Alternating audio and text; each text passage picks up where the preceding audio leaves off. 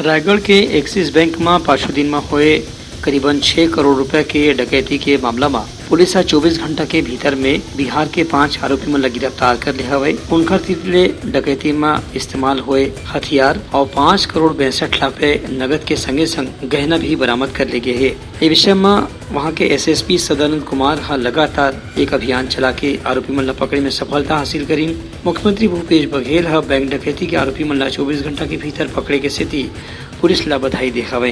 ये मामले में रायगढ़ रेंज के डीआईजी रामगोपाल गर्ग और आईजी अजय यादव पत्रकार वार्ता में बतैन कि आरोपी मन जौन भी घटना के तीर में जौन सबूत छोड़ दे रही है वही के आधार से उमन के पकड़े के रास्ता बनी से उमन झारखंड के सीमा के पहली ही एक ट्रक और कार में फरार हुए के पहली वहां पहुंच के गिरफ्तार करेगी से आरोपी मन से पूछताछ करे जाते और उमन के संग पाछू डकैती या लूट के कुछ और मामला भी उजागर होने के संभावना है। ब्यूरो रिपोर्ट उतलंघा न्यूज।